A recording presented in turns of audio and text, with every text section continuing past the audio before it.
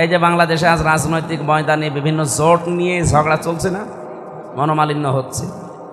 আল্লাহ তাআলা বলেন, যদি কোনো জায়গায় ঝামেলা দেখো যে ঝগড়া তৈরি হয়ে গেছে, মনোমালিন্য চলছে, কি করবা? ফি সাজ্ঞে, পৃথিবীর যে কোনো বিষয় এখন জোট নিয়ে ঝগড়া চলছে, আসন ভাগাভাগি নিয়ে, এটা চলছে কিনা বলে। এর সমাধান যদি কোরআনে না থাকে তাহলে কোরআন কেমন? কোরআনে থাকা লাগবে না এর সমাধান? বিশ্বনবী মুহাম্মদুর রাসূলুল্লাহকে আল্লাহ বলছেন ফি সাজ্জিন, আপনার উম্মতকে বলেন যে যে কোনো বিষয়ে যদি তানাযাতুম, তোমাদের ভেতরে মনোমালিন্য হয়, ঝগড়া হয়, হাতাহাতি পর্যন্ত হয়ে যায়, কি করবা তোমরা?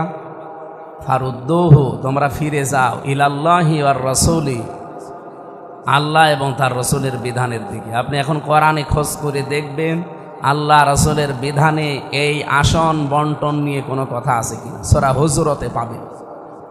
কি করে আপনি আসন বন্টন করবেন, মানুষের ভেতরে দায়িত্ব ভাগ করবেন, এই নিয়মটা সূরা হুজুরতে দেওয়া আছে। আমার মনে হয় এখন যে ঝামেলা চলছে এটা সূরা হুজুরত যদি আমরা পড়িয়ে যদি বিশ্বাস করতাম এই ঝামেলা থাকতো না। কিন্তু এখন কিছু মানুষ ওই যে মানে সব মানি তাল গাছ, এইটা করলে তো কিয়ামত হয়ে যাবে। এই জন্য যারা আছে 10 দল হোক, 11 দল হোক আর 20 দল হোক, সবাইকে বলবো যাদের এরকম সমস্যা হবে বা পড়বে, যেহেতু এখন 11 দল সমস্যায় পড়েছে, আগামীতে তো 20 দলও সমস্যায় পড়তে পারে না, পারে না? 14 দল ছিল, তাদেরও সমস্যা ছিল না?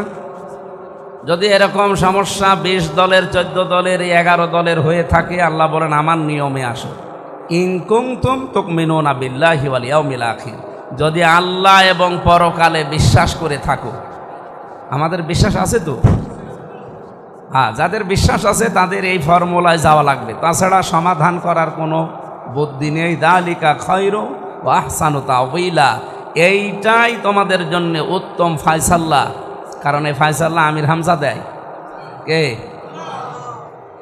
বিশ্বনবী মুহাম্মদুর রাসূলুল্লাহকে আল্লাহ ধরা দেখলেন যে অশান্ত, এ শান্ত করা লাগবে। নিয়ে গেলেন এখান থেকে বোরাকে করে সিদরাতুল মুনতাহা পর্যন্ত। সিদরাতুন শব্দের শাব্দিক অর্থ বরুই গাছ, বরুই চেনেন? কুল, কুল, কুল গাছ। আর মুনতাহা মানে শেষ সীমানা। এখানে নিয়ে জিবরাইল থেমে গেছে। ওখান থেকে আরেকটা জান এসেছে, কুদরতের বিছানা বলা হয়, তার নাম রফরফ। কোরআনে সূরা রহমানের ভেতরে আল্লাহ এই শব্দটা দিয়েছেন, মুত্তাকিইনা আলা রফরফিন খুদরি ওয়া আবকারিয়্যিন হিসান। মুত্তাকিরা কিয়ামতের দিন এই যে রফরফ নামক একটা জান, কুদরতের বিছানা, এর গতি এই বোরাকের চাইতেও আরো বেশি। বোরাক যায় এক এক সেকেন্ডে 1,86,000 মাইল সেকেন্ডে, আর ওইটা এর কমপক্ষে 27 গুণ বেশি দ্রুত গতি সম্পন্ন একটা বিছানা, রফরফ নাম। কিয়ামতের দিন আল্লাহ মানুষকে যখন জান্নাতে দেবে, জান্নাতি বান্দা বান্দি যারা মুত্তাকি, তাদেরকে এই রফরফ নামক বিছানায় চড়িয়ে জান্নাত পর্যন্ত পৌঁছে। নবীজি একা ওঠেন নাই, আমরা উঠতে পারবো যদি আমাদের যোগ্যতা ওইরকম হয়। ওখান থেকে নিয়ে গেলেন আরশ মহল্লা, দেখলেন বিভিন্ন কুদরতের যত নিদর্শন, কোন পাপ করলে কি শাস্তি হচ্ছে এগুলো আল্লাহ তাকে দেখালেন। যে সুদ খেলে কি হয়, জেনা করলে কি হয়, গীবত করলে কি হয়, এগুলো দেখালেন। দেখিয়ে হাউজে কাউসার দেখালেন, জান্নাত জাহান্নাম যা ছিল সব দেখিয়ে লিনুরিয়াহু মিন আয়াতি, আল্লাহর সব নিদর্শনগুলো দেখিয়ে এবার বসালেন তার ল্যাবরেটরিতে, গবেষণাগার যেটাই বলেন।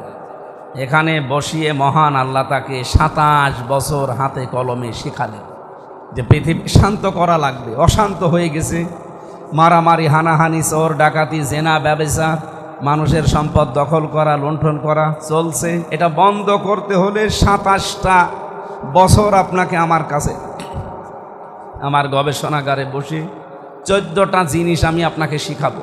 কয়টা? এটা সূরা বানী ইসরাইলের 23 থেকে 38। এই কথা বলেন কেন? কথা বলা যাবে না? কি আশ্চর্য! এই 14টা জিনিস তাকে শিখিয়ে বললেন, হে মোহাম্মদ সাল্লাল্লাহু আলাইহি ওয়াসাল্লাম, আপনি যান, এবার দুনিয়ার জীবনে চলে যান। আপনি এই 14টা বিষয় যদি অ্যাপ্লাই করতে পারেন, আমি আল্লাহ কথা দিচ্ছি দুনিয়াটা মিনি জান্নাত হয়ে যাবে। আমাদের এই বাংলাদেশ এখন যে অশান্ত, চুরি ডাকাতি, এমনকি মানুষের জীবনের কোনো নিরাপত্তা নেই। সেই এরশাদ চাচা বলেছিল না যে ঘরের ভেতরে থাকলে খুন হয়ে যাচ্ছি আর বাইরে গেলে গুম হয়ে যাচ্ছে, সে অবস্থা চলছে না? আমরাও তো এরকম আতঙ্কে আছি। আমরা এই আতঙ্কে আর থাকতে চাই না। আমার জমি দখল হয়ে যায়, আমার প্রতিষ্ঠান থেকে চাঁদাবাজি করে বিভিন্ন নামে। নাম দিয়েছে কি যে আপনি মসজিদে 5 লাখ টাকা দেন, মসজিদের নাম দিয়েছে, মাদ্রাসায় 10 লাখ টাকা দেন। নাম তো এতিমখানা, নাম মসজিদ মাদ্রাসা, কিন্তু টাকাগুলো ওখানে 2000 দিলে বাকি 98,000 টাকা আল্লাহর ওলিরা খেয়ে ফেলে। তো নিয়েছে কিসের নাম বলে দেখেছি? এগুলো কুষ্টিয়ার বিভিন্ন জায়গায় চলছে না চলছে না? শুধু কুষ্টিয়ায় না, সারা দেশে অবস্থা একই। এগুলো যারা করছেন এটা বন্ধ হওয়ার জন্য এই রজব মাসের এই 26 তারিখে, আজকে রাতেই নবীকে আল্লাহ নিয়েছিলেন। এই রাতে আমাদের শিক্ষা নেওয়া দরকার আগামীর বাংলাদেশে এই 14টা কর্মসূচির আলোকে সাজানো। যারা সাজাতে চায় আমরা তাদের সাথে আছি, যারা সাজাতে চায় না তারা এই মসজিদে নামাজ পড়েই কি আর নামাজ না পড়েই কি। নবীজিকে আল্লাহ এবার 3টা জিনিস হাদিয়া দিলেন। কয়টা? 1 নম্বরে তাকে হাদিয়া দিয়েছিলেন 50 ওয়াক্ত নামাজ। মুসা নবীকে দেখা হয়েছিল 6ষ্ঠ আসমানে, বারবার তিনি ফেরত দিচ্ছিলেন, 9 বার ফেরত দিয়েছে। 9 বারে 5 নং 45 ওয়াক্ত তিনি কমিয়ে দিয়েছেন। পরবর্তীতে উনি বললেন যে আপনি আবার যান, দেখেন 2-1 ওয়াক্ত কমে কিনা। উনি বললেন যে আমার লজ্জা করছে। আল্লাহ রাব্বুল আলামিন তাকে ওই সময় জানিয়েছিলেন, সূরা কফের 29 নম্বর আয়াতে এটা আছে, মা ইউবাদদালুল কওলু লাদাইয়া ওয়া মা আনা বিযাল্লামিন। আমার সিদ্ধান্ত আমি পরিবর্তন করি না, আমি যা বলেছি একবার ওইটাই হবে। আমি তো বলেই দিয়েছি 50 ওয়াক্ত, কিন্তু আপনার কনসিডারের কারণে আমি কমিয়েছি, আমি কমাতাম না। আপনার কথাবার্তারা বারবার আপনি ফিরে আসেন, আপনার দিকে তাকিয়ে আমি কমিয়েছি, এই 5 ওয়াক্তে রাখলাম। আপনার উম্মতকে যে বলবেন যদি হক আদায় করে এই 5 ওয়াক্ত নামাজ তারা পড়তে পারে, আমি 50 ওয়াক্ত নামাজের সওয়াব দেব। এখন আমার প্রশ্ন, আল্লাহর কথার ভেতরে একটা যদি ছিল, কিন্তু ইন, আরবিতে ইন বলে, বাংলায় যদি বলে। এই যদিটা কি ধরতে পেরেছেন? কি বলেন তো? হ্যাঁ, কে বলল? আপনি আলেম কি জালেম? হুজুর মানুষ মনে হচ্ছে, এই জন্য বললাম আলেম না। ফেলেছে দেখেছেন? আল্লাহ পাক যদি লাগিয়েছিলেন, ইন ছিলেন, হাদিসের ভাষা এটা ইন। হে নবী, উম্মতদেরকে যে বলবেন আমি তো 50 ওয়াক্তই লিখে দিয়েছি, তাম্মাত কালিমাতু রব্বিকা সিদকা ওয়া আদলা লা মুবাদদিলা লিকালিমাতি। আমার কথার কোনো নড়নচড়ন নেই, কোনো পরিবর্তন নেই। আমি যা বলি একবার ওইটাই ফাইনাল। কিন্তু শুধু আপনার কনসিডারের কারণে, আপনি আমার হাবিব। কি আমি হাবিব? আমি আপনার সন্তুষ্টির জন্য সব করতে পারি, এই জন্যই তো আপনাকে আমি হাবিব বলে ডাক দিয়েছি। বন্ধু, হাবিব শব্দের শাব্দিক অর্থ হচ্ছে বন্ধু। হাবিব মানে কি? আমি বন্ধুর প্রায় 33টা শব্দ পেয়েছি আরবিতে। হাবিব মানে বন্ধু, রফিক মানে বন্ধু, খলিল মানে বন্ধু, জার মানে বন্ধু, সদিক মানে বন্ধু, আশিক মানে বন্ধু, অলি মানে বন্ধু। এরকম আমার সব মনে নেই, আমি 33টা পেয়েছিলাম। এক একটা বন্ধুর আবার আলাদা আলাদা শব্দের ব্যাখ্যা আছে। হাবিব বলা হয় ওই বন্ধুকে যে বন্ধুর জন্য আল্লাহ সব করতে পারে। এজন্য পৃথিবীর কোনো নবীকে হাবিব বলা হয় না, শুধুমাত্র মুহাম্মাদুর রাসূলুল্লাহকে আল্লাহ আদর করে ডাক দিয়েছেন হাবিব। ইব্রাহিম নবীকে আল্লাহ ডাক দিয়েছিলেন কি বলে? খলিল মানে কি? বন্ধু। খলিল কোন বন্ধু? ওনাকে হাবিবের মর্যাদায় নিয়ে আসতে পারবেন না। খলিল মানে ওই বন্ধু যেই বন্ধু আল্লাহর জন্য সব করতে পারে। ইব্রাহিম নবী তার জীবনে 50টা পরীক্ষা দিয়েছেন, একটা পরীক্ষায়ও তিনি ফেল করেনি। আল্লাহ যখন যে পরীক্ষা নিয়েছে প্রতিটি পরীক্ষায় 100 মার্ক নিয়ে তিনি পাশ করেছিলেন। এ কারণে তারকে আল্লাহ কি নাম দিয়েছেন? আত্তাখাযাল্লাহু ইব্রাহিমা খলিলা, আপনাকে আমি খলিল হিসাবে মেনে নিলাম। 3 নম্বরে রফিক মানেও বন্ধু। এ কোন বন্ধু? এক বন্ধু বিপদে পড়েছে, আর এক বন্ধু জীবন দিয়ে হলেও তাকে বাঁচায়, এটার নাম হচ্ছে রফিক। কিন্তু যে বন্ধু বিপদে পড়েছে ওরে দেখলে ও পালায়, এটার নাম রফিক না। যেন বন্ধুর প্রতিটা শব্দর আলাদা আলাদা ব্যাখ্যা 33টা করলে ভালো হতো, আমার কাছে নোট করা আছে। তা আমি এখান থেকে, যেহেতু আপনি হাবিব, আপনার জন্য আমি সব করেছি, সবই করব। এখন আপনাকে আমি বললাম, যদি আপনার উম্মতেরা, আবার বলছি কি জানো, যদি, আবার বলেন, আর একবার বলেন, যদি আপনার উম্মতেরা 5 ওয়াক্ত নামাজ হক আদায় করে পড়তে পারে, আমি গ্যারান্টি দিয়ে দিলাম 50 ওয়াক্ত নামাজের সওয়াব প্রতিদিন দেব। এখন প্রশ্নই তো এইটা যে আমার এই হক আদায় করে নামাজ পড়া, এটা আবার কি? নামাজ পড়লে আপনি মুসল্লি না, বিষয়টা এমন না। ফাওয়াইলুল লিল মুসাল্লিন আছে কোরআনে, ওই সমস্ত মুসল্লিরা ধ্বংস হয়ে যায়, ওদের জন্য আক্ষেপ, আফসোস, নামাজ পড়েও আল্লাহ বলেন ধ্বংস হয়ে যায়। কোন মুসল্লি তারা? আল্লাযীনা হুম আন সালাতিহিম সাহুন, যারা নামাজ পড়ে ঠিক, কিন্তু নামাজের ভেতরে সাহুন, সাহুন শব্দের অর্থ 4টা। কয়টা? এই 4টা বিষয় যদি নামাজের ভেতরে আপনার পাওয়া যায়, আপনার নামাজ হচ্ছে না। আমার এই বিষয়টা আলোচনা করা খুব দরকার ছিল, কিন্তু সময় তো আমার হাতে নেই। করবো না শেষ করে দেব। নামাজের পরে একটা জানাজা আছে, ওইটা আবার ধরা লাগবে, এই জন্য করেন। আমি তো করলে এখনো 5 ঘন্টা করতে পারবো, করলে তো হচ্ছে না সব। আমার ওই নামাজটা ধরা, যে এই ঘড়ি ঠিক আছে, আমার মনে হয় এখন আর টানা ঠিক হচ্ছে না। এই 4টা শর্ত, এরপরে আরও 2টা হাদিয়া বাকি আছে। এটা বলে মেনে নিতে পারবেন তো? একটাই বলছি, 1, 2, 3 বাদ দিলাম, 4 নাম্বারটা বলছি, কারণ এটাই খুব বেশি দরকার এখন। আপনি যার পেছনে নামাজ পড়বেন, ওই লোকটা আপনার চাইতে কমপক্ষে ভালো হওয়া লাগবে। এই মসজিদের যিনি ইমাম আছে, এটা তো নাকি এইটা, এনার মাথা থেকে পা পর্যন্ত আমরা কিন্তু দেখে নিয়েছি। আপনার বাড়ি কোথায়? সাতক্ষীরা থেকে এসেছে ইমামতি করছে, মাথা থেকে পা পর্যন্ত দেখে নিয়েছি। যদি দাড়ি কাটা থাকতো নিতাম? কুষ্টিয়ার মানুষ নিতেন বলেন? এমনকি খোঁজ খবরও আমরা নিয়েছি যে ওনার বউ পর্দায় থাকে কিনা। যদি শুনতাম যে ওনার বউ এনজিও চাকরি করে, বলতাম ও ইমামতি হবে না। বা ওনার বউ বেপর্দায় চলে, ওনারে আমরা ইমামতিতে নিতাম। কুষ্টিয়াবাসীর রেকর্ড হচ্ছে, কিন্তু এ শুধু সদর থানায় থাকবে না, এ সারা বাংলাদেশে চলে যাচ্ছে। সাতক্ষীরা থেকে আল্লাহরে বান্দা একজন আলেম মানুষ এসেছে, ওনার মাথা থেকে পা পর্যন্ত দেখে নিলাম, সুন্নতের পাবন্দি পুরাটা। এমনকি ওনার পরিবার পর্দায় থাকে কিনা এটাও দেখে নিলাম। আপনি এখন বলেন, এখন সকালবেলা ফজরের নামাজ পড়তে এসে যদি দেখেন যে উনি দাড়ি কেটে সফা নামাজ পড়বেন, কি বলবেন? হুজুর আপনি দাড়ি কাটলেন কেন? উনি যদি বলে, আরে বেটা তোরও তো দাড়ি নেই, তুই তো সকালবেলা সেভ করিস, কি বলবে ওই দাড়ি কাটা মুসল্লি? হুজুর দাড়ি ছাড়া মুসল্লি হওয়া যায়, কিন্তু দাড়ি ছাড়া ইমাম হওয়া যাবে না। এই সিস্টেম আমাদের বাংলাদেশে আছে? নেই। কিছু কিছু এলাকায় আছে, কিন্তু আমাদের এই সমস্ত খুলনা, বরিশাল এই বিভাগগুলোতে নেই। দাড়ি কাটা মানুষ না, বিড়ি খাওয়া মানুষ যদি মসজিদ ঝাড় দেয়, তাও ঝাড় দিতে দেয় না।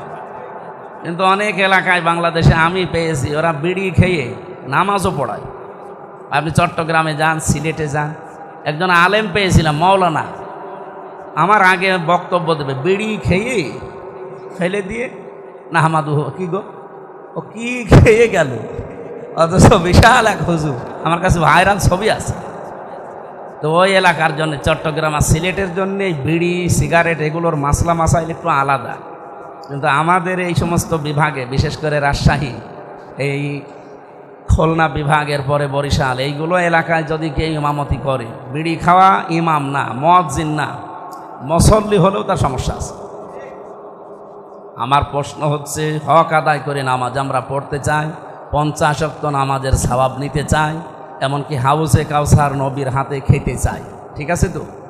তাহলে 1, 2, 3 কিন্তু আমি বলি নাই, ওগুলো আমরা সময় পেলে কোনো জায়গায় বলবো।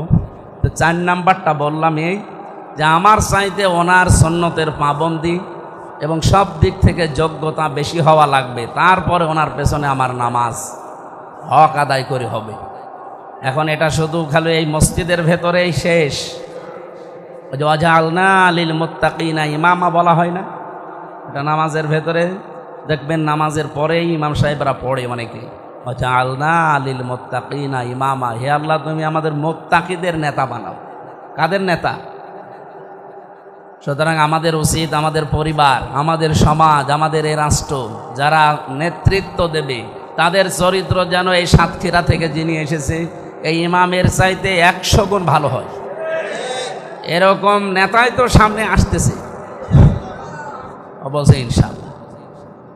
যারা আসবে এই মানুষগুলো ইমামের চাইতে 100 গুণ ভালো হবে, এইরকম মানুষকে আপনার রায় দেবেন, এরকম মানুষকে আপনার সাক্ষী দেবেন, ভোট দেবেন, ইমামতি করার জন্য সামনে দিয়ে দেবেন।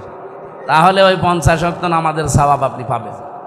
আর যদি দেখেন যে না ওর চাইতে আরও 2 নাম্বার, এমনকি তার বউ পর্দায় থাকে না, এরকম মানুষকে দেওয়া যাবে? আশা করছি সামনে যে দেশ পরিচালনার দায়িত্বে যারা আসবে এই মানুষগুলোকে নামাজের এই 4 নাম্বার শিক্ষাটা আপনারা মুসল্লিরা অন্তত কাজে লাগান। অন্য যারা জানে না, না বুঝে করে তাদের বাদ দিলাম। নামাজের একটা যে ভার, একটা টেনশন, নামাজ একটা ভারী বস্তু না? আল্লাহ নিজে বলছে নামাজ একটা ভারী বস্তু। কোরআনে কারিমে সূরা বাকারার ভেতরে আয়াতও আল্লাহ দিয়েছে, ওয়া ইন্নাহা লাকাবীরাতুন ইল্লা আলাল খাশিঈন, অবশ্যই নামাজ একটা বড় ভারী বস্তু, পিঠের ওপরে সবসময় মাথার ওপরে চেপে থাকে। কিন্তু তাদের জন্য ভার ভার মনে হয় না যে মানুষগুলো আল্লাহকে ভয় করে চলে। আর যারা ভয় করে না ওদের কাছে এটা একটা কঠিন বিষয়। যারা বেনামাজি ওরা মাঝে মাঝে আমাদের নিয়ে ভাবে যে 5 ওয়াক্ত নামাজে পড়ে কি, 5 ওয়াক্ত নিয়ে যদি আপনার এরকম মনে হয় যে আমাদেরকে আল্লাহ নামাজ দিয়েছিল 50 ওয়াক্ত, কত? এটা যদি আল্লাহ না কমিয়ে ওইভাবেই রেখে দিত, কি মুসিবতে পড়তাম আমরা বলেন তো? কখন কাজ করতাম আর কখন সংসার করতাম। তাহলে আমরা সফরের নামাজের নিয়মটা জানলাম যে জোহর আর আসর একসাথে 2 4 রাকাত পড়ে নিলে আমার সারাদিনে আর নামাজের এই ভার, এই চিন্তা, টেনশন আর নেই। মাগরিব আর ঈশা, মাগরিবের 3 রাকাত, এশার 2 রাকাত, এই 5 রাকাত নামাজ যদি আপনি মাগরিবের পর থেকে রাত 12টা পর্যন্ত এর ভেতরে যে কোনো সময় পড়ে নিন, আপনার সারাদিন সারা রাতে আর নামাজ নেই। এই নিয়মটা যদি মানতে চান মানতে পারবেন, এটা একটা হাদিয়া আল্লাহর পক্ষ থেকে। সফরে থেকেও যদি মনে করেন না আমি একেবারে পুরা নামাজ পড়ব, আপনার নামাজ হবে না, ইচ্ছা করে। কারণ আল্লাহ আপনাকে হাদিয়া দিতে চেয়েছেন, আপনি পড়বেন না কেন? আমার কথা বুঝেছেন কিনা বলেন? সহজ করার জন্য, যেহেতু ইসলাম কোনো কঠিন বিষয় না, সহজ করার জন্য ইসলাম এসেছে, আমরা সহজ করে দিলাম, বাকি আপনার এখন ইচ্ছা। দ্বিতীয় নম্বরে, একটা মানুষ যদি সর্বোচ্চ হাঁটতে আরম্ভ করে, আমরা যে নিয়ম নীতিগুলো পেয়েছি হাঁটার বিষয়ে, বিজ্ঞানের তথ্যটা বলছে আগে।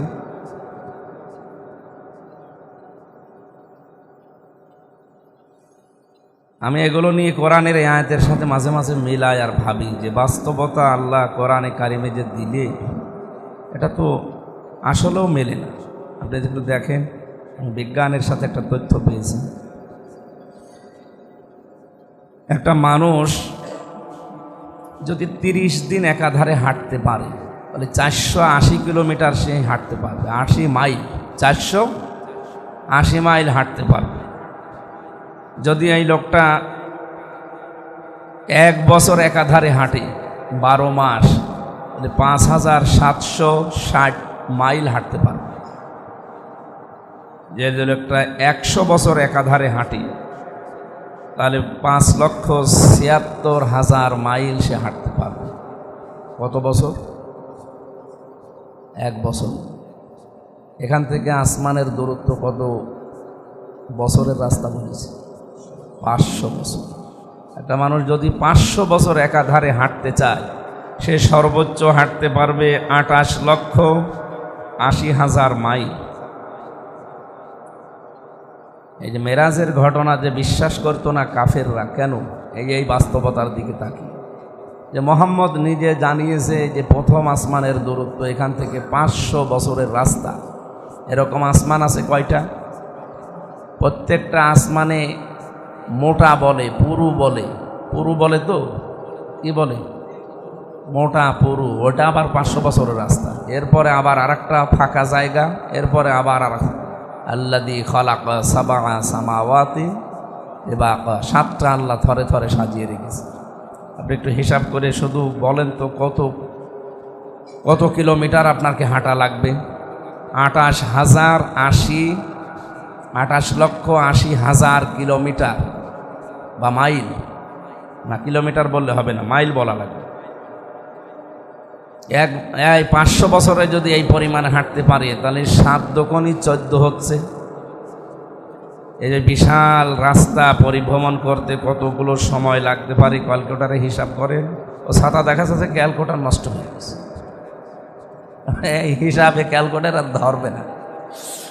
এরপরে বিজ্ঞান পৃথিবী থেকে সব থেকে দূরের যে নক্ষত্র তারা এখন আবিষ্কার করেছে তার নাম হচ্ছে কুয়াশা। তাদের মতে কুয়াশার দূরত্ব পৃথিবী থেকে 1000 কোটি আলোকবর্ষ দূরে। আলোকবর্ষ বোঝেন আপনারা? আলোকবর্ষ মানে আলোর গতি হচ্ছে 25 সেকেন্ডে 1,86,000 মাইল। তাহলে প্রায় 3 লক্ষ কিলোমিটার। এই যে আলোর গতি যেটা বছরে এটা যেতে পারবে 3 লক্ষ কিলোমিটার। 1 সেকেন্ডে যদি 1,86,000 মাইল হয়, সুতরাং পৃথিবীবাসী যদি এমন কোনো যানবাহন তৈরি করতে সক্ষম হয় যার গতি সেকেন্ডে 1,86,000 মাইল, তখন বিদ্যুৎ যেতে পারে। যেহেতু নবীজিকে নিয়ে গিয়েছিল বৈদ্যুতিক গতি সম্পন্ন একটা জানে করি বা জীবে করি, তার নাম কি? আমরা বোরাক বলি, আরবি নাম হচ্ছে বারকুন। একাদুল বারক ইয়াখতাফু আবসারহুম, এই বারকুন থেকেই বোরাক। এই বিদ্যুৎকে আরবিতে বোরাক বলে বা বারকুন বলে, আর এটা কারেন্ট বলে, বিদ্যুৎ বলে, আরও বিভিন্ন ভাষায় বিভিন্ন নাম আছে। এই যত দ্রুত আসতে পারে, এর 1 সেকেন্ডে যেতে পারে 1,86,000 মাইল। আলোকবর্ষ বলতে এখানে বিজ্ঞান বুঝিয়েছেন। তাহলে ওই যানবাহনে চড়ে কুয়াশা নামে পৃথিবী থেকে দূরত্বের যে নক্ষত্র পেয়েছে বিজ্ঞান, ওখানে যদি পৌঁছাতে চায় ওই রকম আলোকবর্ষ, ওই রকম গতিসম্পন্ন যানে চড়ি, কমপক্ষে সময় লাগবে 1000 কোটি বছর। আমরা বাঁচি কয় বছর? 70, 80, 100 বছর। আমি এই জন্য মিলাতে পারি না বিজ্ঞানের সাথে। বিশেষ করে কোরআনের বহু কিছুর মিল বাস্তবে খুঁজে পাওয়া যায়, কিন্তু আল্লাহর নবীর জীবনে সবচাইতে বড় আশ্চর্য মুআজিজার নাম কোরআন। আর এই কোরআনের ভেতরে আছে মেরাজের ঘটনা। সেই ঘটনাকে বর্ণনা দিয়েছেন আল্লাহ নিজে এইভাবে। তো বলেন, এই যে বিজ্ঞানের যে থিওরিটা বললাম, আলোকবর্ষ পেতে যেটা এখন নক্ষত্র পেয়েছি, সবচাইতে দূরের নক্ষত্র বলে, এর চাইতে আরও দূরে আছে, হয়তো বিজ্ঞান পর্যন্ত এখনও যেতে পারিনি। আমার মাথার ভেতরে যেহেতু ধরছে না, কিন্তু আমি বিশ্বাস করি মেরাজের যে ঘটনা, এটা আবু জেহেল বিশ্বাস করে না, কিন্তু আবু বকর বিশ্বাস করেছি। কারণ কোরআনে কারিমে আছে। কোরআনে যদি না থাকতো এ ঘটনা আমি জীবনেও বিশ্বাস করতাম না, কারণ কোনো কিছুর সাথে মিল পাচ্ছি না। এত বছরের রাস্তা, আর আল কোরআন বলছে এটা মাত্র 27 বছরে নবীজি সব কিছু দেখে শুনে পার করে তারপরে চলে এসেছে। এত কিছুই একটার সাথে আর একটা মিলে না। কিন্তু কোরআনে আছে, আমার মেধায় ধরে আর ধরুক, এ মাথায় যদি নাও ধরে তাও বিশ্বাস করা লাগবে। আল্লাহ রসুলের কথা কোনো প্রশ্ন করা যাবে না। হয়তো আমার বুঝে আসতেছে না, কিন্তু আল্লাহ রসুলের পরে পৃথিবীতে কেউ যদি কোনো কথা বলে, সে যত বড় বিজ্ঞানী হোক, যত বড় নেতা হোক, লিডার হোক, এর কথা শুনতে হলে, মানতে হলে মাস্ট বি চিন্তা ভাবনা ছাড়া মানা যাবে না। আমি আবার বলছি, সূরা নিসার 59 নম্বর আয়াতে এই তথ্যটা আপনি পাবেন। রব্বুল আলামিন বলেন, ইয়া আইয়ুহাল্লাযীনা আমানু আতিউল্লাহা ওয়া আতিউর রাসূলা ওয়া উলিল আমরি মিনকুম। হে ঈমানদারেরা, যারা আল্লাহ বলে একজন আছে এটা বিশ্বাস করো, তাদেরকে বলছি আমি আল্লাহর আনুগত্য করো, আমার বিধান মেনে নাও, আমার রাসূলের আনুগত্য করো, তার বিধান মানো। ওয়া উলিল আমরি মিনকুম, তোমাদের ভেতরে উলিল আমর যারা আছে, নেতৃত্ব দেবে যারা, যারা পরিচালক, যারা প্রতিনিধি নির্বাচিত হবে, এই মানুষগুলোকেও তোমরা মেনে চলো। এ নির্দেশ কার? এ পর্যন্ত আপনারা বুঝেছেন না? বোঝেন? আমি এবার যেটা বলছি দেখেন তো আপনি বুঝেছেন কিনা। এই যে আতিউ যে শব্দটা, এটা ফেল, এটা কাজ, এটা ভার্ব, ক্রিয়া বলে। বিভিন্ন ভাষায় বিভিন্ন রকমের নাম আছে আতিউ। আতিউ শব্দটার বাংলা অর্থ আনুগত্য করা, দেখে চলা, বিধান মানা। এটা আরবিতে আতিউ বলে, বাংলায় কি বলে? কাজ। বাংলায় কি? আপনি আরবিতে আরও বিভিন্ন নামে একে ডাকা হয়। ফেল বলে, বাংলায় ক্রিয়া বলে, ভার্ব বলে ইংরেজিতে। জিনিস সবই কি? সবাই বলেন। আমাদের শরীরের ভেতরে একটা জিনিস আছে, জিনিসের নাম এক, কিন্তু যেখানে যেখানে থাকে সেই জায়গার জন্য নাম আলাদা আলাদা হয়ে যায়। এই যে মাথায় যেটা আছে, এটার নাম আমরা কি বলি? চুল। বলেন বলেন। এই চুলটা যদি আর একটু নিচে যায় চোখের উপরে, এটার নাম কি? ভুরু। এটা কি চুলের বাইরে? কিন্তু আপনি যদি এই ভুরুকে কেউ খালি চুল বলে, যে দোকানে যে বলেন যে চুল কেটে দিন, আপনার ভুরু কাটবে না চুল কাটবে? তো জিনিস তো এটাও চুল। এরপরে যেইটা আছে মোষ, পুরুষের, মহিলাদের বাদ দিলাম। এখন এই মোষটা কি চুল না? এটাও চুল। এরপরে যেটা আছে এটা কি? আর নিচে নামছে না, যে পর্যন্ত আছে পর্যন্ত ভালো। এই যে মাথা থেকে অন্তত দাড়ি পর্যন্ত নামলাম, যা আছে সব কি? কিন্তু সব জিনিস কি এক এক জিনিস এক এক জায়গায় থাকার কারণে নাম আলাদা আলাদা না? এটাকে আমরা ভরু বলছি, এটা মোষ বলছি, এটা দাড়ি বলছি, এটা চুল বলছি। এমনকি এক এক দেশে এক একটা নাম আছে। উনি বাংলাদেশে চুল কেটে দেন, নাপিতের দোকানে, সেলুনের দোকানে বলতে পারবেন, কেটে দেন। ভারতের তামিলনাড়ু ছিলাম আমি, অনেক দিন ছিলাম ওখানে, যে যদি বলি চুল কেটে দেন, ও কিয়ামত পর্যন্ত বুঝবে না। ওরে এমন কথা বলা লাগবে যেটা বাংলাদেশে বললে আপনি মায়ের খাবেন। এটা আমি আর বললাম। আমি অনেক দিন থাকার কারণে চুল যেহেতু বড় হয়ে গেছে, আর তামিলদের ভাষা আমি এমনিই বুঝি না। আস্তে আস্তে কিছু আয়ত্ত করেছিলাম। এক দোকানে আমি একা একা গেছি, যে বলছি চুল কেটে দে, ও বুঝবে। ইংরেজিতে বললাম যে হেয়ার, ও ছাতা কিছু বলছে, এখন ওর ভাষা দিয়ে ওরে বলা লাগবে। শেষে বললাম চুল কাটার আমার দরকার নেই, আমি চলেছি। সম্মানিত মুসল্লিকরা, আমরা কোরআনে কারিম থেকে কথা শোনার জন্য যেহেতু বসে আছি, রজব মাসে গুরুত্বপূর্ণ সময় চলছে আমাদের জীবনে। নবীজির দোয়া ছিল এই মাসে, আল্লাহুম্মা বারিক লানা ফি রজবা ওয়া শাবান ওয়া বাল্লিগনা রমাদান। রজব আর শাবানের প্রত্যেকটা মুহূর্ত বরকতের। আল্লাহ বরকত আমাদের দান করেন, আর রমজান পর্যন্ত আমাদের হায়াতটা পৌঁছিয়ে দেন, আমরা যেন ইবাদত বন্দেগী আরও বেশি করতে পারি। এখানে যে শব্দটা আমরা ব্যাখ্যা করার জন্যে কোরআন থেকে তুলে আনলাম, তার নাম আতিউ। কি বলেন তো?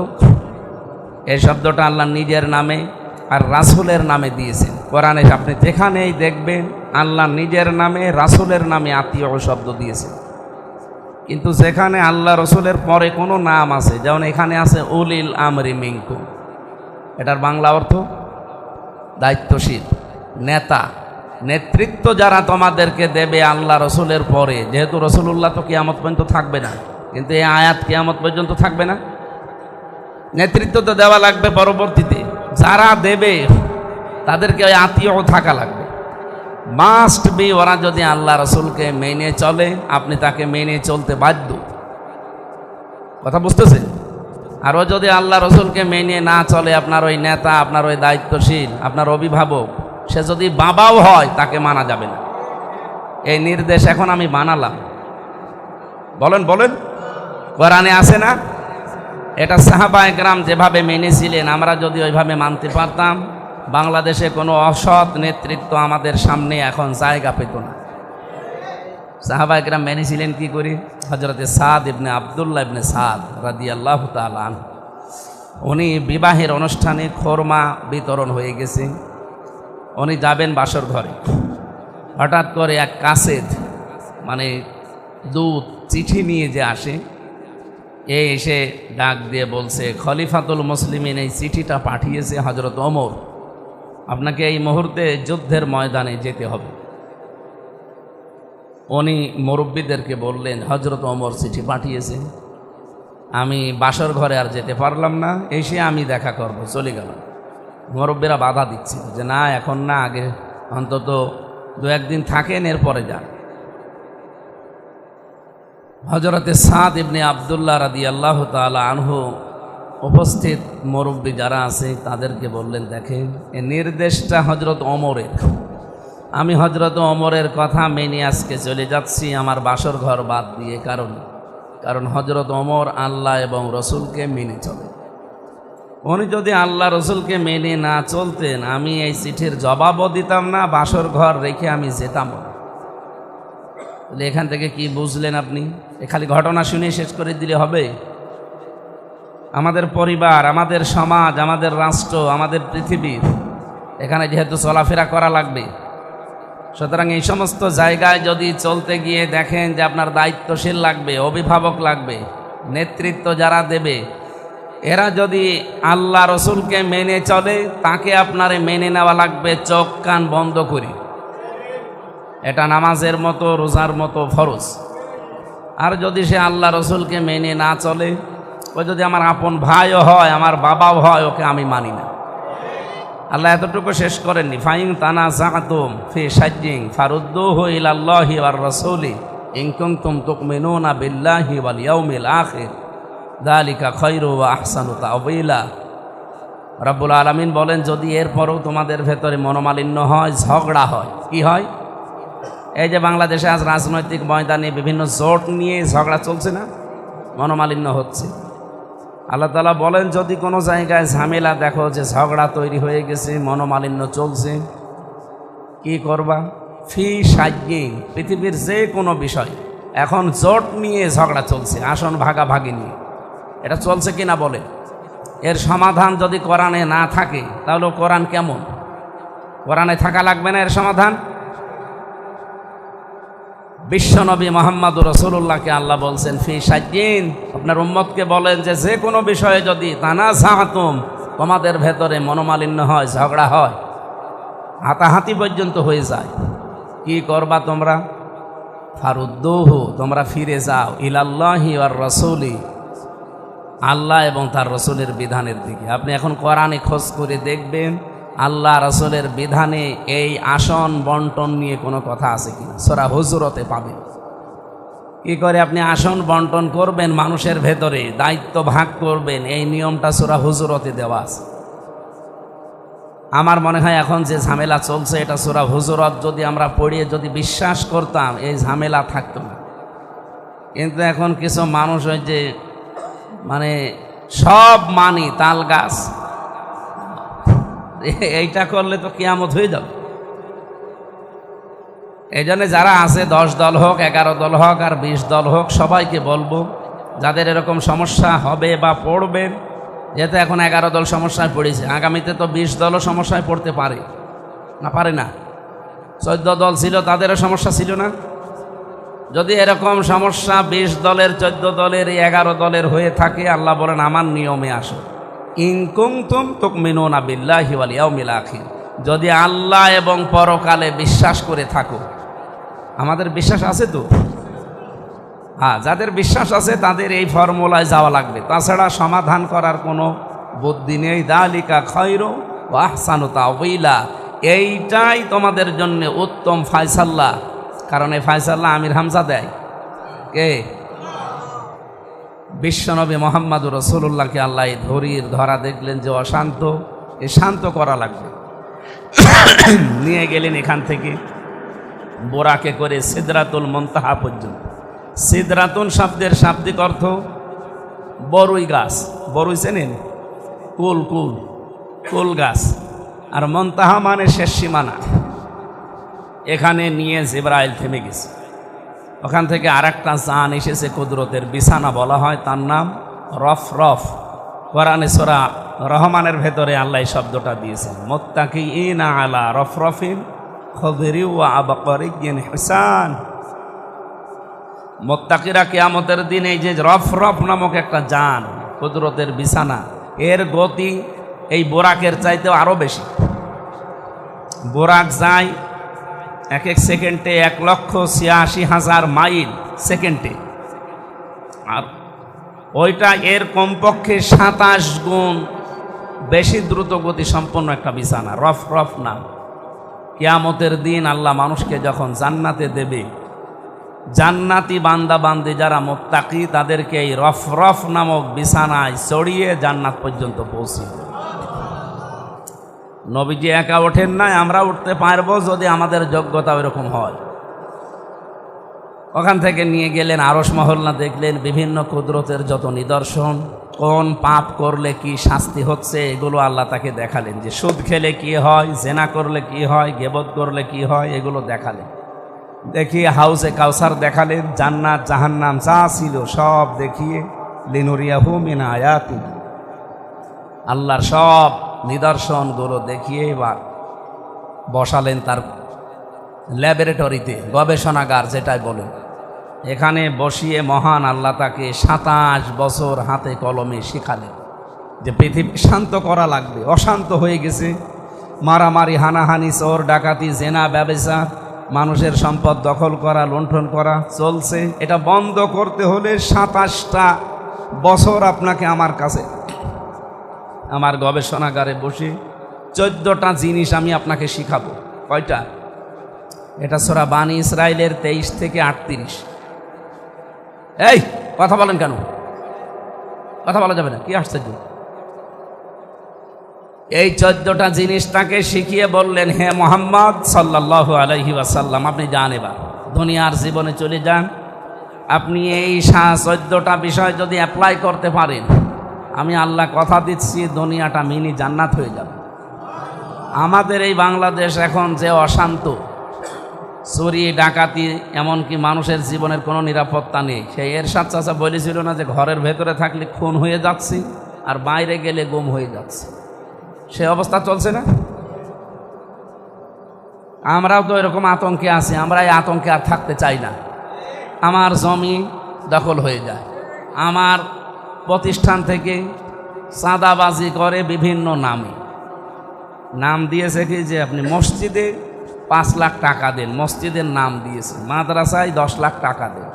নাম তো এতিমখানা, নাম মসজিদ, মাদ্রাসা, কিন্তু টাকাগুলো ওখানে 2000 দিলে বাকি 98,000 টাকা আল্লাহর ওলিরা খেয়ে ফেলে। তো নিয়েছে কিসের নাম বলে দেখেছি? এগুলো কুষ্টিয়ার বিভিন্ন জায়গায় চলছে না চলছে না? শুধু কুষ্টিয়ায় না, সারা দেশে অবস্থা একই। এগুলো যারা করছেন এটা বন্ধ হওয়ার জন্য এই রজব মাসের এই 26 তারিখে, আজকে রাতেই নবীকে আল্লাহ নিয়েছিলেন। এই রাতে আমাদের শিক্ষা নেওয়া দরকার আগামীর বাংলাদেশে এই 14টা কর্মসূচির আলোকে সাজানো। যারা সাজাতে চায় আমরা তাদের সাথে আছি, যারা সাজাতে চায় না তারা এই মসজিদে নামাজ পড়েই কি আর নামাজ না পড়েই কি। নবীজিকে আল্লাহ এবার 3টা জিনিস হাদিয়া দিলেন। কয়টা? 1 নম্বরে তাকে হাদিয়া দিয়েছিলেন 50 ওয়াক্ত নামাজ। মুসা নবীকে দেখা হয়েছিল 6ষ্ঠ আসমানে, বারবার তিনি ফেরত দিচ্ছিলেন, 9 বার ফেরত দিয়েছে। 9 বারে 5 নং 45 ওয়াক্ত তিনি কমিয়ে দিয়েছেন। পরবর্তীতে উনি বললেন যে আপনি আবার যান, দেখেন 2-1 ওয়াক্ত কমে কিনা। উনি বললেন যে না, আমার লজ্জা করছে। আল্লাহ রাব্বুল আলামিন তাকে ওই সময় জানিয়েছিলেন, সূরা কফের 29 নম্বর আয়াতে এটা আছে, মা ইউবাদদালুল কওলু লাদাইয়া ওয়া মা আনা বিযাল্লামিন। আমার সিদ্ধান্ত আমি পরিবর্তন করি না, আমি যা বলেছি একবার ওইটাই হবে। আমি তো বলেই দিয়েছি 50 অক্ত, কিন্তু আপনার কনসিডারের কারণে আমি কমিয়েছি, আমি কমাতাম না। আপনার কথাবার্তারা বারবার আপনি ফিরে আসেন, আপনার দিকে তাকিয়ে আমি কমিয়েছি, এই 5 অক্তে রাখলাম। আপনার উম্মতকে যে বলবেন যদি হক আদায় করে এই 5 অক্ত নামাজ তারা পড়তে পারে, আমি 50 অক্ত নামাজের সওয়াব দেব। এখন আমার প্রশ্ন, আল্লাহর কথার ভেতরে একটা যদি ছিল, কিন্তু ইন, আরবিতে ইন বলে, বাংলায় যদি বলে। এই যদিটা কি ধরতে পেরেছেন? কি বলেন তো? হ্যাঁ, কে বলল? আপনি আলেম? কি জালেম? হুজুর মানুষ মনে হচ্ছে, এই জন্য বললাম আলেম না। ফেলেছে দেখেছেন? আল্লাহ পাক যদি লাগিয়েছিলেন, ইন ছিলেন, হাদিসের ভাষা এটা ইন। হে নবী, উম্মতদেরকে যে বলবেন আমি তো 50 অক্তই লিখে দিয়েছি, তাম্মাত কালিমাতু রব্বিকা সিদকা ওয়া আদলা লা মুবাদদিলা লিকালিমাতি। আমার কথার কোনো নড়নচড়ন নেই, কোনো পরিবর্তন নেই, আমি যা বলি একবার ওইটাই ফাইনাল। কিন্তু শুধু আপনার কনসিডারের কারণে, আপনি আমার হাবিব। কি আমি হাবিব? আমি আপনার সন্তুষ্টির জন্য সব করতে পারি, এই জন্যই তো আপনাকে আমি হাবিব বলে ডাক দিয়েছি। বন্ধু, হাবিব শব্দের শাব্দিক অর্থ হচ্ছে বন্ধু। হাবিব মানে কি? আমি বন্ধুর প্রায় 33টা শব্দ পেয়েছি আরবিতে। হাবিব মানে বন্ধু, রফিক মানে বন্ধু, খলিল মানে বন্ধু, জার মানে বন্ধু, সদিক মানে বন্ধু, আশিক মানে বন্ধু, অলি মানে বন্ধু। এরকম আমার সব মনে নেই, আমি 33টা পেয়েছিলাম। এক একটা বন্ধুর আবার আলাদা আলাদা শব্দের ব্যাখ্যা আছে। হাবিব বলা হয় ওই বন্ধুকে যে বন্ধুর জন্য আল্লাহ সব করতে পারে। এজন্য পৃথিবীর কোনো নবীকে হাবিব বলা হয় না, শুধুমাত্র মুহাম্মাদুর রাসূলুল্লাহকে আল্লাহ আদর করে ডাক দিয়েছেন হাবিব। ইব্রাহিম নবীকে আল্লাহ ডাক দিয়েছিলেন কি বলে? খলিল মানে কি? বন্ধু। খলিল কোন বন্ধু? ওনাকে হাবিবের মর্যাদায় নিয়ে আসতে পারবেন না। খলিল মানে ওই বন্ধু যেই বন্ধু আল্লাহর জন্য সব করতে পারে। ইব্রাহিম নবী তার জীবনে 50টা পরীক্ষা দিয়েছে, একটা পরীক্ষায়ও তিনি ফেল করেনি। আল্লাহ যখন যে পরীক্ষা নিয়েছে প্রতিটি পরীক্ষায় 100 মার্ক নিয়ে তিনি পাশ করেছেন। এ কারণে তারকে আল্লাহ কি নাম দিয়েছেন? আত্তাখাযাল্লাহু ইব্রাহিমা খলিলা, আপনাকে আমি খলিল হিসাবে মেনে নিলাম। 3 নম্বরে রফিক মানেও বন্ধু। এ কোন বন্ধু? এক বন্ধু বিপদে পড়েছে, আর এক বন্ধু জীবন দিয়ে হলেও তাকে বাঁচায়, এটার নাম হচ্ছে রফিক। কিন্তু যে বন্ধু বিপদে পড়েছে ওরে দেখলে ও পালায়, এটার নাম রফিক না।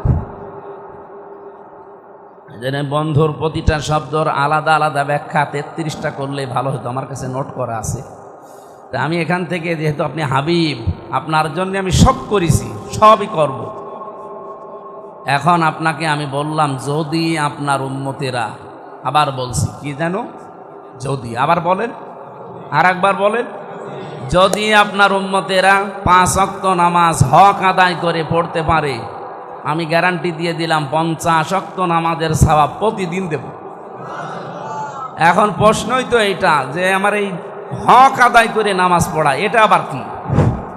নামাজ পড়লে আপনি মুসল্লি না, বিষয়টা এমন না। ফাওয়াইলুল লিল মুসাল্লিন আছে কোরআনে, ওই সমস্ত মুসল্লিরা ধ্বংস হয়ে যায়, ওদের জন্য আক্ষেপ আফসোস।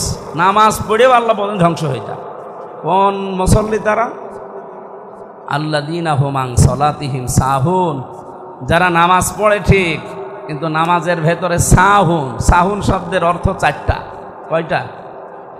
এই 4টা বিষয় যদি নামাজের ভেতরে আপনার পাওয়া যায়, আপনার নামাজ হচ্ছে না। আমার এই বিষয়টা আলোচনা করা খুব দরকার ছিল, কিন্তু সময় তো আমার হাতে নেই। করবো না শেষ করে দেব।